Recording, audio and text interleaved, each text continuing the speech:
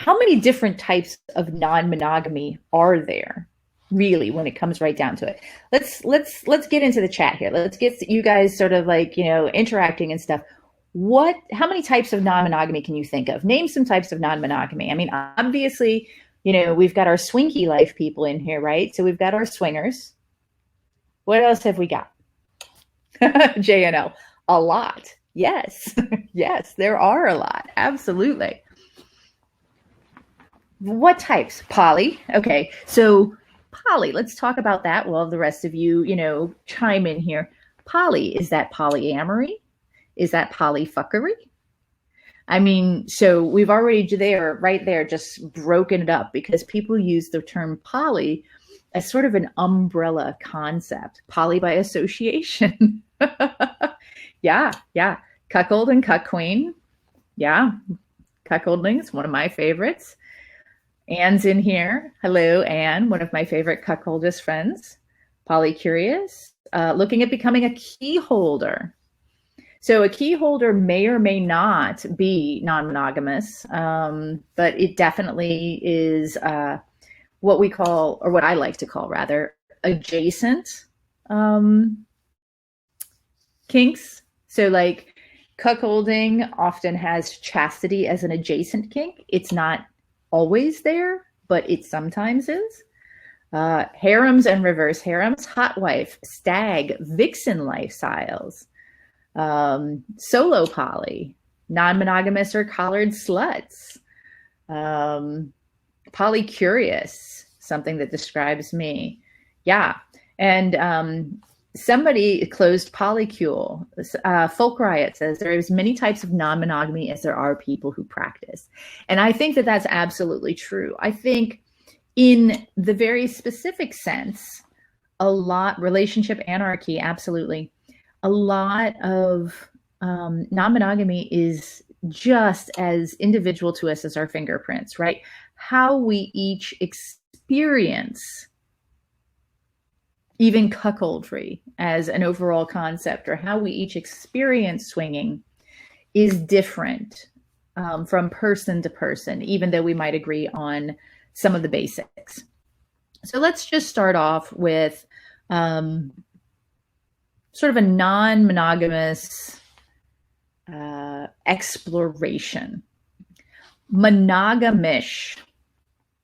So Dan Savage coined the term monogamish to describe what he and his partner do, which is they're mostly monogamous, and sometimes they are free to have some fun with others. In the lifestyle, you might have people who are monogamish who are sexually monogamous, but do kink scenes with other people, right? That for a lot of people, kink is very akin to sex. Not all people, but for a lot of people, kink is very akin to sex. And so that's almost like a stepping outside of the relationship to meet a sensual need. And so that might be called monogamish. Of course, it might be called something completely different as well.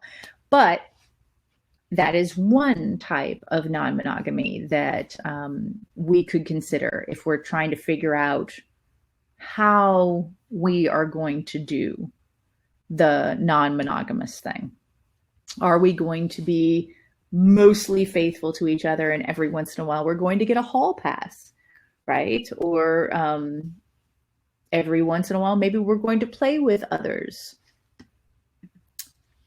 What about polyamory, right? So, I mean, aside from the fact that we're mixing both Greek and Latin words, which, it warms my geeky little heart. But polyamory, which literally means many loves, which is a little challenging because then people start getting confused with the whole, well, I love my kids and I love my mother and so on and so forth. And in polyamory, we're generally specifically focusing in on some sort of bonded partnership when we're talking about polyamory. However, not always. And what is a bonded partnership, right? So one of the challenges that I'm seeing in non-monogamy in general is that people have taken this word polyamory because it's become such a buzzword.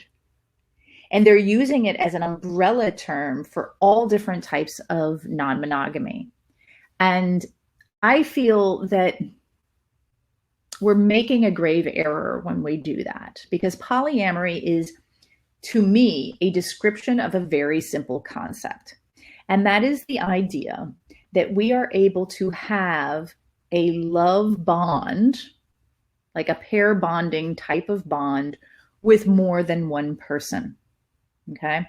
But what happens is you often have a lot of people using polyamory to say, I date around a lot and have a lot of fun, which I don't think is necessarily wrong. However, does it describe how they love, or is that describing how they have fun, right? And understand, I'm not defining these for you. Again, I'm very anti one-two way. I'm talking specifically about, how to think these things through for yourself. Like, this matters, right? How do you define these terms? And also understanding, how do other people sometimes define these terms, so that when you're interacting with and communicating with them, knowing where they might be coming from can often help.